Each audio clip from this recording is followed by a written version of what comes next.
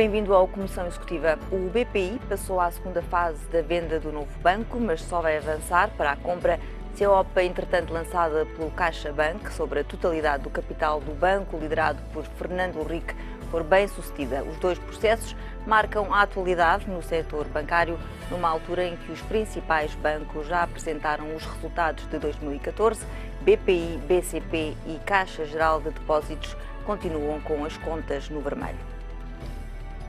O CaixaBank já tinha dado o aviso. Os espanhóis só vão apoiar a compra do novo banco pelo BPI caso a OPA seja bem sucedida, o que coloca à partida um problema à gestão de Fernando Henrique. Enquanto estiver sob oferta pública de aquisição, o BPI está limitado à gestão corrente. Só poderá fazer uma proposta não vinculativa pelo novo banco, com a autorização de uma Assembleia Geral de Acionistas, convocada apenas para o efeito. O timing da operação também não está a favor do BPI. O CaixaBank quer ver a OPA fechada até ao final de junho, que será também a data provável para a conclusão da venda do novo banco. Até lá, o BPI tem até 20 de março para apresentar uma proposta não vinculativa pela instituição que herdou os ativos saudáveis do BES e até ao final de maio ou início de junho para avançar com a oferta vinculativa. O BPI foi uma das 15 entidades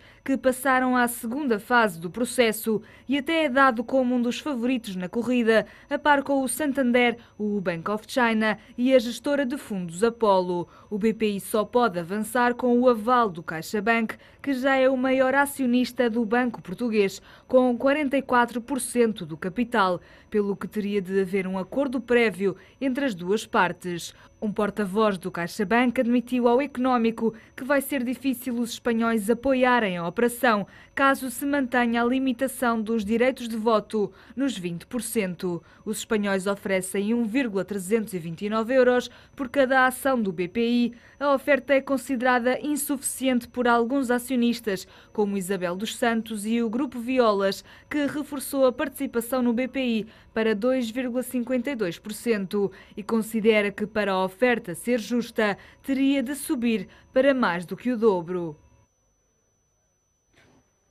E hoje contamos com a análise de Diogo Ribeiro Santos, professor da AES, Rosário André, da Nova SPE e Jorge Farinha, da Porto Business School. Sejam muito bem-vindos. Rosário André, como é que deve ser entendida esta OPA do CaixaBank sobre o BPI? As coisas começam a mexer aqui na Península Ibérica, o pior já passou no que diz respeito à situação do setor bancário? O setor bancário, bem, não sei se o pior já passou ou não, mas o setor bancário esteve e está e continuará, na minha opinião, numa mudança bastante radical de forma de fazer banca e de rentabilidade esperada.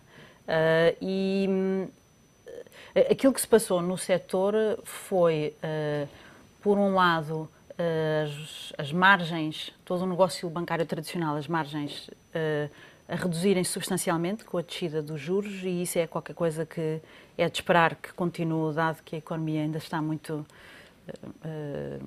estagnada, o que quer dizer que daí se vai ganhar pouco dinheiro. Por outro lado, cada vez mais novas tecnologias a mudarem o sistema de banca, eu quero dizer, aumentarem as bancas online menos mal. Já lá vamos a essas questões do setor, mas relativamente a esta OPA faz sobretudo sentido do ponto de vista estratégico do próprio banco. Pois, é que todas estas alterações do setor acabam no final por se traduzir numa necessidade de redução de custos. Tudo por junto, e podemos depois ver mais a detalhe, mas tudo por junto há necessidade de redução de custos. E isso significa sempre uma tendência para maior consolidação e partilha de custos entre empresas. Portanto, genericamente, na Península Ibérica, como também no resto da Europa e também em Portugal, a tendência é de consolidação e de partilha de custos e de redução de custos. Portanto, eu não me espantaria que houvesse várias OPAs de uns sobre os outros. Claro, o CaixaBank, sendo um acionista de referência e tradicional do BPI, é evidente que está na linha da frente. No fundo já é o acionista maioritário, mas pronto, quer ficar com a totalidade do capital. Com a totalidade e pelo menos a minha interpretação, aquilo que eu esperaria é só tem interesse o ficar com a totalidade se dali conseguir reduzir custos. Ter sinergias, isto é, ter ganhos pela junção das duas unidades. E isso implica, isto é mais fácil que o CaixaBank tenha essas sinergias e, portanto, faça essa dita OPA, do que, por exemplo, a engenheira Isabel dos Santos, que não tem qualquer sinergia com o BPI, portanto, a OPA é só uma tomada de controle. Entre bancos, sim, isso estou à espera que haja. Jorge Farinha, é de esperar maior consolidação do setor bancário? Eu acho que isto é um primeiro passo, de facto, no sentido da consolidação, e uma consolidação que se percebe porque as mudanças no setor bancário impulsionam esta consolidação. Nós estamos a assistir, de facto, a um período em que há necessidade de redução de custos, há necessidade também de diversificação geográfica de riscos e o CaixaBank é um banco muito sólido, mas tem uma presença muito forte em alguns mercados da União Espanhola e quer seguramente expandir-se para outros e Portugal é uma via. Portanto, acredito que possa haver outras operações subsequentes que passam pelo novo banco que poderá ser oferta de uma aquisição. Fala-se também que o BCP poderá ser também facilmente o alvo de algum interessado estrangeiro potencialmente, por causa da sua posição também na Polónia, que é um mercado em crescimento e bastante rentável e tem, de facto, potencialidade de melhoria. Portanto, nós vamos assistir a alguma consolidação, embora provavelmente a Autoridade da Concorrência irá analisar essas operações todas a pente fino, porque quando nós pensamos na possibilidade do BPI vir a comprar um novo banco, estamos a criar uma instituição financeira maior que a Caixa de Depósitos, portanto, com uma dimensão de ativos superior a 30%. Um impacto significativo no setor em Portugal. Exatamente, e isso seguramente vai passar por um escrutínio muito cuidadoso por parte da Autoridade da Concorrência, e é bom que isso seja um princípio, mas acho que não será por aí que vai deixar de acontecer. Portanto, eu acho que isso vai ser, de facto, algo que vamos assistir, não só em Portugal, como noutros países, porque a banca está, de facto, a atravessar um momento de grande transformação, em que a preocupação com o rastro de capital vai ser cada vez maior. O próprio Banco Central Europeu anunciou recentemente que vai haver alterações na maneira como se qualificam certos tipos de capital para efeitos de cálculo de rastros, e, portanto, coisas como, por exemplo, em Portugal, os impostos diferidos ativos vão deixar de ser provavelmente considerados como fazendo parte de capital. E, portanto, só quem se associa a instituições mais fortes, que é o caso de uma CaixaBank, por exemplo, poderá ter as condições de sobrevivência a longo prazo, ou pelo menos terá menos dificuldades de obtenção de capital, e esse é um dos motivos pelos quais também a CaixaBank está a aproveitar, e provavelmente num período ótimo, para comprar um banco relativamente barato, porque nós estamos aí num ponto ainda de crise, como a Rosário disse, e os ativos não estão ainda muito valorizados, e, portanto, esta é a altura certa para a entrada e para a consolidação por parte de quem tem recursos financeiros fortes, que é o caso da CaixaBank. Diogo Ribeiro Santos, que análise é que faz desta OPA? Bem, acrescentando às razões que já foram apontadas para haver uma OPA e para um movimento de consolidação, contenção de custos parece-me fundamental, diversificação de risco também, acrescentaria outro, que é a necessidade de ter dimensão. Quer dizer, penso que o movimento na Europa será de consolidação e de aquisição de bancos mais pequenos pelos bancos maiores. Neste ponto, eu penso que todos os bancos portugueses, ou pelo menos os principais bancos portugueses, vão ser alvo de OPAs e de tentativas de aquisição. Vulneráveis. São baratos? São baratos, têm uma dimensão muito pequena e, sobretudo, não têm grandes vantagens em resistir. Portanto, nem sempre as OPAs serão qualificadas como hostis. Só para dar uma ideia da dimensão dos bancos portugueses, mesmo um banco grande como a Caixa, quer dizer, é grande à escala nacional, mas à escala europeia é apenas um pequeno banco regional. A Caixa, que terá ativos de 112 mil milhões, é 17 vezes menor do que o maior banco europeu, que é o HSBC. Quer dizer, mesmo o BCP, que tem uma capitalização bolsista de 4,4 bi, é provavelmente ainda o maior banco privado em termos de capitalização bolsista, está muito atrás dos 138 mil milhões do HSBC. Portanto, eu penso que a tendência será, esta OPA não será, portanto, um caso isolado, insere-se num movimento natural que na Europa vai dividir basicamente os bancos em dois. Os bancos globais, os bancos que farão os grandes negócios, e os bancos regionais. Que estarão vocacionados para o apoio às pequenas e médias empresas e para o financiamento das empresas mais importantes que formam a espinha dorsal de cada economia. Isso terá, eu penso que essa tendência faz sentido e acontecerá pelas exigências de capital colocadas aos bancos. Os bancos terão de ser capazes de levantar para satisfazer os rácios de capital cada vez mais capital. Nem todos os bancos terão a capacidade de fazer isso, mas também pelos ratings e pela qualidade de crédito. Quer dizer, os bancos maiores terão cada vez mais facilidade de aceder a um crédito mais barato e passar algum desse crédito a algumas das suas subsidiárias e a alguns dos seus bancos regionais. Os bancos regionais vão ter um crédito cada vez mais caro e, portanto, subsistirem independentemente vai ser cada vez mais difícil. Portanto, eu penso que faz sentido em enquadrar esta OPA numa tendência de consolidação da Europa, à qual todos os nossos bancos, mesmo a Caixa, estarão sujeitos. Rosário André, falando agora especificamente sobre o novo banco e a sua venda, o que é que pode mudar no setor bancário em Portugal com essa operação? Temos vários candidatos, uns pois, depende de quem ganhar, não é? Pois, depende de quem ganhar.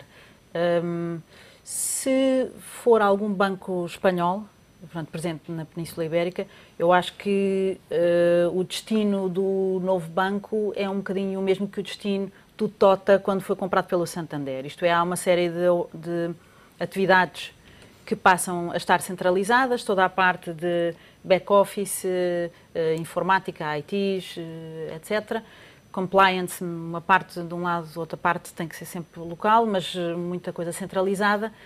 E depois acaba por ficar cá uma estrutura muito mais pequena. E nesse aspecto, não é por acaso que, olhando para as contas do Santander em relação aos outros bancos, a estrutura de custos é francamente mais pequena. Mas não é porque esses custos não existam, o que estão é no outro lado e espalhados por uma operação maior. Não é de espantar que, por exemplo, o Santander Tota tenha sido o único banco dos grandes do ano passado que tenha apresentado lucros. Também tem um pouco a ver com isso que está a dizer. Claro. Isto é, há muitos custos que os outros têm cá, porque não têm mais nada senão tê-los na sede, digamos assim.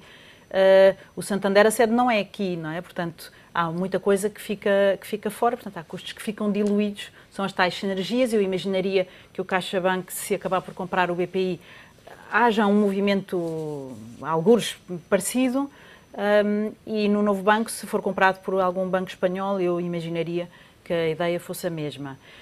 Depois, ainda há um outro leque de possíveis compradores que são outras entidades que não estão presentes ou em Portugal ou na Europa e que querem entrar.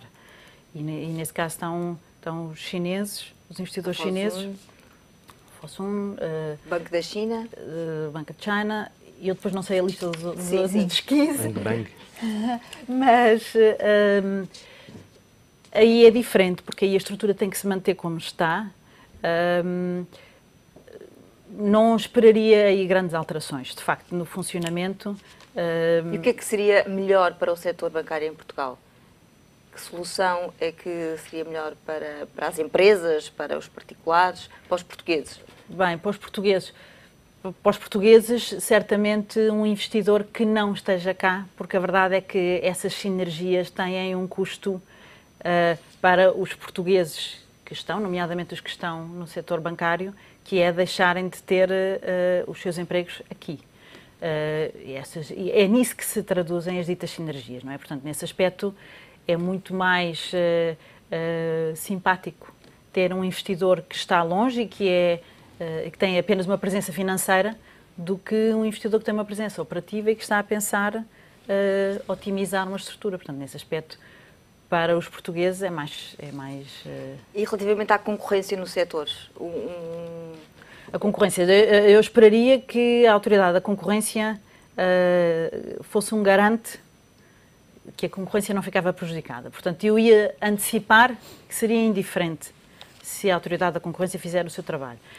É evidente que cada vez que há uma compra, seja da CaixaBank, do BPI, seja qualquer banco ou outro investidor no novo banco, há sempre um elevar de patamar, porque quem comprou gastou dinheiro e quer rentabilizado, não é? Portanto, há um elevar de patamar de exigência, de rentabilidade, de prestação de contas. Isso até que é saudável, não é? Porque cada vez que todas as pessoas podem sempre fazer melhor, não é? Portanto, serem obrigadas a fazer melhor é positivo. Eu esperaria que, do ponto de vista dos clientes, não ficassem prejudicados, antes pelo contrário, acabassem por ficar beneficiados, porque esse elevar de patamar de exigência significa sempre boas notícias para os consumidores. Claro que estou a presumir que a autoridade da concorrência faz o seu papel que o Banco de Portugal faz o seu papel, que a entidade que comprar qualquer dos bancos seja idónea, que não está a utilizar essa compra para depois alavancá-la com 1000 outras compras e, portanto, fragilizar os próprios bancos cá.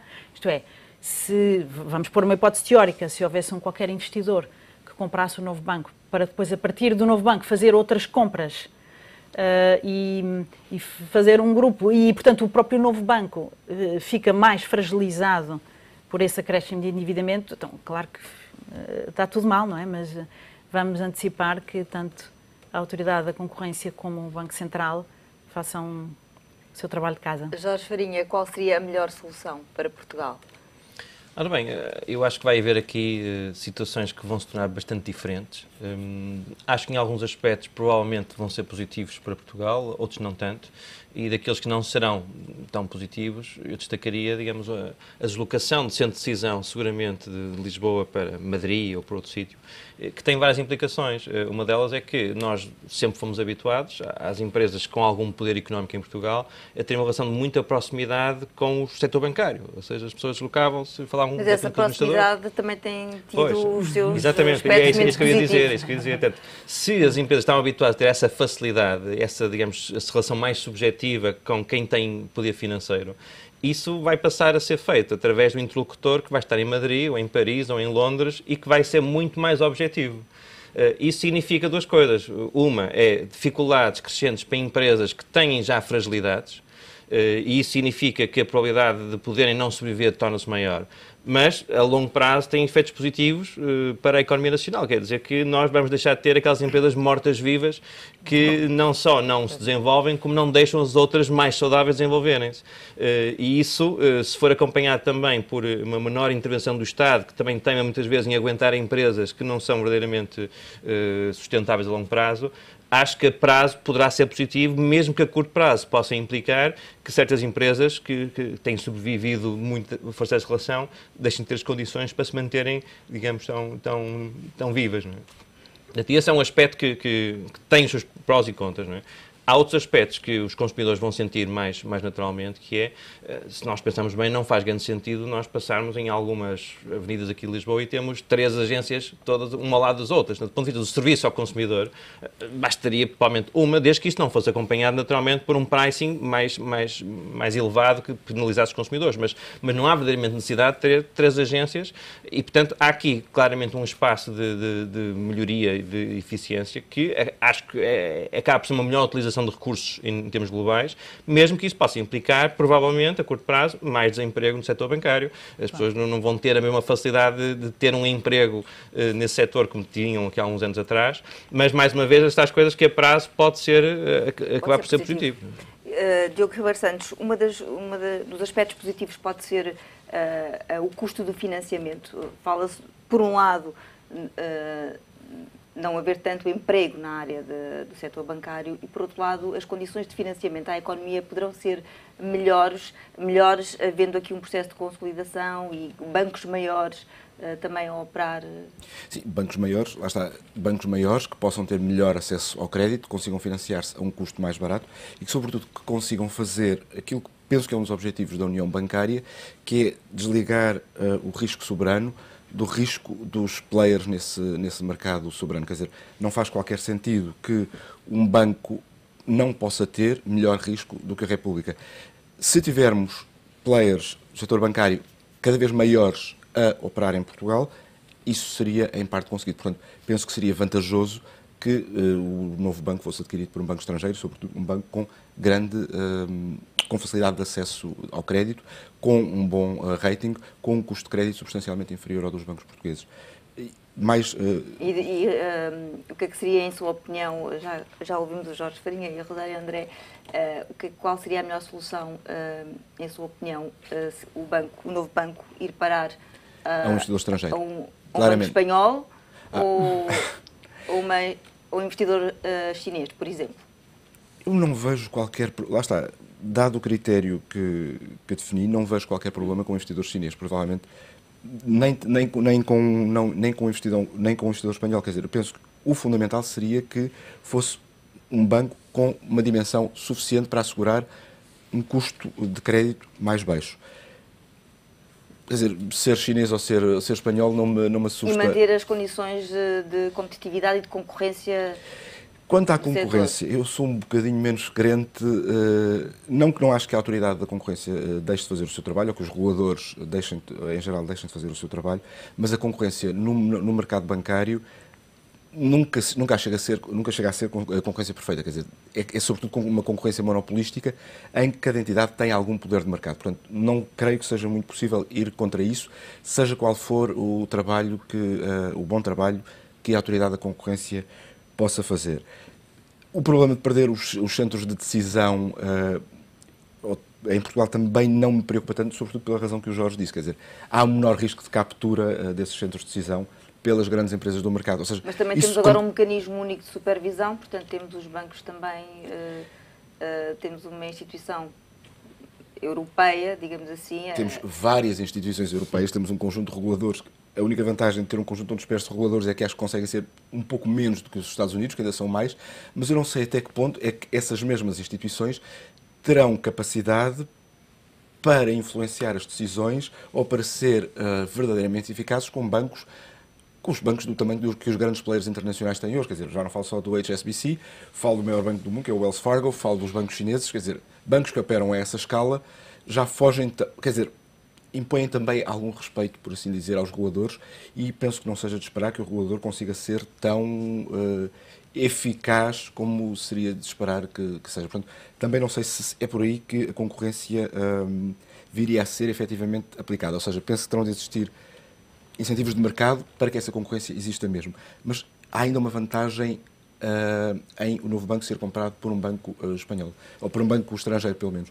Os estudos têm demonstrado que quando a propriedade é cross-border, ou seja, quando há bancos que são propriedade de entidades residentes num país estrangeiro, tende a haver um fluxo de capital no sentido inverso ao das condições da economia. Ou seja, quando no país proprietário a situação económica é pior, tende a haver um fluxo de capital no sentido inverso. Quer dizer, pode haver condições para que Portugal possa beneficiar de um acesso a fluxos de capital mais significativos, tendo bancos de propriedade de entidades estrangeiras. Fazemos agora um curto intervalo nesta Comissão Executiva. Voltamos já a seguir. Até já.